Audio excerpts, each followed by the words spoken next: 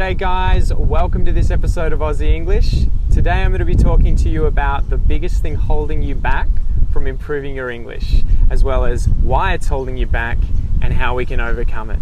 Let's go.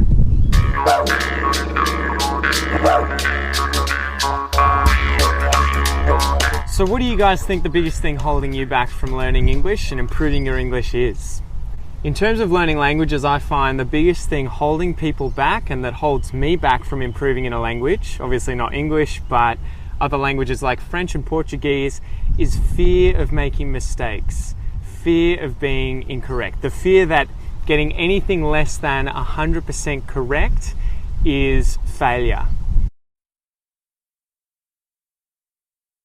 So this might occur at school, in class, in social situations like parties. It could happen in public when you're trying to buy something or have a conversation with a stranger. It could happen at work with colleagues, with your boss, or in job interviews and those kinds of formal situations. And where does this problem really originate from? For me at least, I think this problem originates from learning a language at high school, learning a language in a class environment where you only get rewarded for being 100% correct. There's no points for being understood. And I don't feel that this really translates to the real world, where you don't get any points in real life for being 100% correct. You don't get any points or any bonus points for being 100% grammatically correct, for using the exact correct article, for using the right verb tense. And what do you guys think you get points for? You get points for being understood, for being able to get the message inside of you and send that to the person that you're speaking to, and for them to understand you. If they can understand what you're saying, you've achieved your goal. You don't get extra points for them understanding what you're saying with 100% correct grammar, with 100% correct pronunciation, with 100% correct intonation or rhythm or article use, whatever it is. So why does this hold us back, guys? It holds us back for multiple reasons. Fear of being incorrect or fear of making mistakes prevents us from being able to practice as much as we would, as much as we could, or as much as we should. It prevents us from experimenting with the language. We don't try and use things that we're not 100% certain are correct in this example, in this situation. It also prevents us from having more organic and natural interactions with native speakers. So if we can't feel comfortable, if we can't feel confident, if we can't feel at ease, it's a lot harder to have meaningful interactions with native speakers and get the most out of those interactions. So what can you guys do to overcome the fear of being incorrect, the fear of making mistakes? This is really, really simple, guys. Don't aim to be 100% correct. Aim to be understood. So I'm going to say that again. Don't aim to be 100% correct. Aim to be understood. So what do I mean by this, guys? Aiming to only speak or write in English when you know you're going to be 100% correct is like training to run a marathon by reading books and watching YouTube instead of actually running. So it's important to learn things from books and from YouTube, but ultimately, if you want to run a marathon, you need to run. You need to get out there. You may not run very well at first. Maybe you can only run 1 kilometer. Maybe you can only run 5 kilometers, but you can't get to that goal of being able to run whatever it is, 42, 46 kilometers that's in a marathon. I think it's 28 miles. If you don't get out there and practice, and it's exactly the same thing with English, guys. There is not enough in the world that you could read, and there is not enough in the world that you could watch, not enough research you could do, not enough that you could listen to, that you would finally be able to open your mouth and speak English perfectly. The only way for you to improve your English, especially in terms of speaking and writing, but speaking primarily, is to do it, is to get out there and practice it. Just like running a marathon, the only way to get good at running marathons is to run marathons, or is to at least get out on the street and start running and work towards being able to run a marathon. So speaking English is much the same. A lot can be learnt from reading and listening, but to speak and write well, you have to speak and write a lot. To speak and write well, you have to speak and write a lot. So don't let wanting to be 100% grammatically correct paralyze you. Don't let it prevent you from practicing. Ultimately, the goal is to be able to convey the message, to communicate with other people, to send and receive information. And if you can do that, who cares? Who cares if you're not grammatically correct? Who cares if you're not 100% grammatically correct right here, right now? That comes later. That comes later. We can all aim to eventually be grammatically correct. We can all aim. I'm constantly aiming to do that. I still make errors, but I don't let those errors prevent me from speaking. I don't let those errors prevent me from practicing or prevent me from interacting with other people.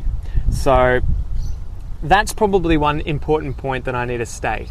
It's not that I think that you should never aim to improve your grammar. It's the complete opposite. You should always be aiming to improve your grammar, to be aiming towards being 100% correct, but don't let the fact that you want to eventually be as correct as possible and to speak English as well as possible prevent you from speaking it today, prevent you from speaking it now, prevent you from practicing as much as possible. So that leads me on to the last little section here, guys, where I want to talk about the benefits of not giving a damn. The benefits of not giving a damn. What do I mean by this? Worst case scenario, let's go over that, guys. Worst case scenario, someone doesn't understand you, you feel awkward and embarrassed for a moment, the conversation's ended, and both of you forget that that ever happened within 5 minutes, maybe 10 minutes, not even. That's it. That's pretty much it, guys. At least in most general situations, the worst thing that's going to happen is that you make so many mistakes that the other person doesn't understand what you mean. They feel a bit awkward and embarrassed. You feel a bit awkward and embarrassed, and the conversation ends. But what's the best case scenario in not giving a damn? The best case scenario is that you improve your English instantly. You know, every conversation that you have, straight away you make a mistake. Whether or not you actually notice that mistake right then and there, you've had English practice, but if you do notice the mistake, you've just found something you can fix. So you meet new and interesting people as well, you make a lot of friends. Again, I'm not only friends with people learning English who are only correct, I'm friends with everyone, I don't mind at all. We're all here to improve and get better. Another point would be that you learn to enjoy practicing English a lot more. You stress less when you practice. You're less anxious when you practice. Instead of being worried about practicing, you look forward to practicing. You revel in your mistakes, you seek out your mistakes, you then crush your mistakes, and as a result of your mistakes, you rapidly improve and you take your English to the next level. So the best part about not being understood. This can happen in conversations where you say something and people are a little confused as to what exactly you might mean. These moments are actually really, really good because they force you to do multiple things. They force you to find another way to say what you were trying to say, or they force you to try and say it again with better pronunciation.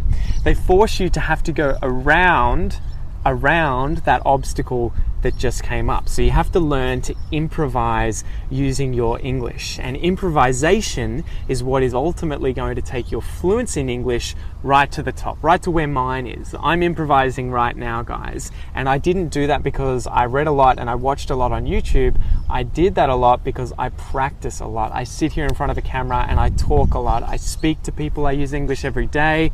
It's a continual process, but I have to do it in order to be good at it.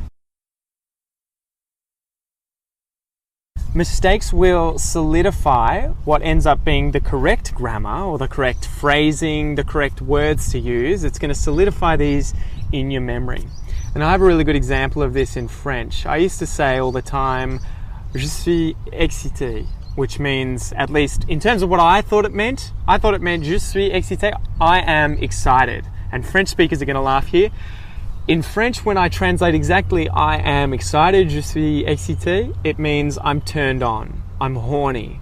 And this was a mistake that I made a few times. I wanted to, go to the park, or I wanted to go to the movies, and I would say, I'm really excited, I can't wait. In English it's fine, but in French it meant I was really horny.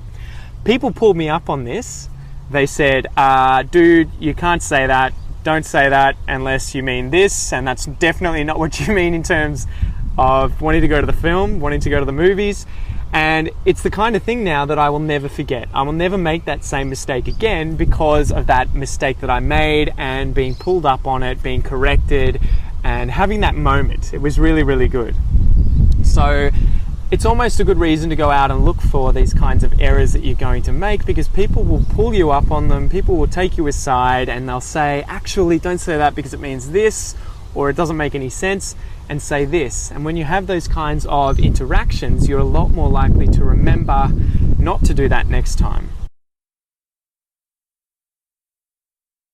One third thing that sort of leads on from that last point is also that mistakes can be funny. And this was definitely the case when I said je suis excité, when I said I'm horny or I'm turned on instead of I'm excited. This was definitely the case where it was incredibly funny. So making mistakes can often lead to humorous exchanges with other people. You'll all have a laugh, and you'll have to better explain what you meant. You'll make friends by doing this, because ultimately it's a lot easier to have a conversation with someone who is fun, who's funny, who's relaxed, and who just enjoys talking, who doesn't mind making mistakes. If you're comfortable and relaxed and much more open to laughing at yourself as well as others, it's a lot easier to have a conversation, and it's so much easier to practice a language when you're enjoying the conversation and it's just flowing. When you relax more, you're more confident, and you're less worried about not just making mistakes, but whether or not the mistakes even matter. If you guys can communicate and the other people understand, then I'll make all the mistakes I can. I'm just having fun. So don't be afraid to learn from your mistakes, and don't be afraid to laugh at yourselves, guys. This is a very Australian thing where we don't take ourselves seriously, and if you can laugh at yourself, then what can anyone else do to you? So let's finish up there, guys. A little takeaway message. Obviously, be an ESL student, an English as a second language learning student who revels in their mistakes, who's proud of their mistakes, who seeks out their mistakes, who tries to find their mistakes, analyze their mistakes, who then crushes their mistakes. So find these mistakes, fix these mistakes, and then rapidly improve your English and move on. When you look for all your mistakes and start fixing them one by one, pretty quickly, or at least eventually, you're going to run out of mistakes. So this is such a good way of being able to find the things that you do currently get wrong in English, fixing those things in English, and then taking your English to the next level. And not only that, but speaking more confidently, being less worried about speaking English, and just being more at ease and more relaxed when you have conversations with natives or with foreigners alike. I want to leave you with a quote here, guys, from Nelson Mandela. And the quote is, "I never lose, I either win or learn." And on that note, guys, I'll see you in the next episode. All the best.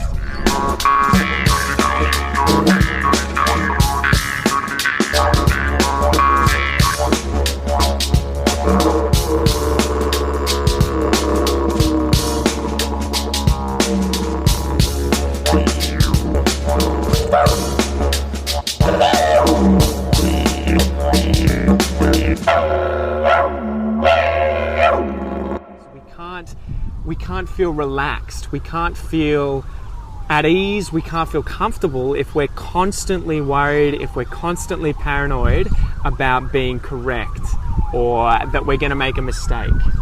This siren's going crazy today. Goddamn sirens! Sirens!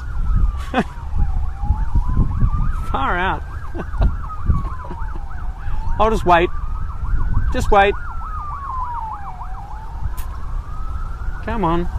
Come on.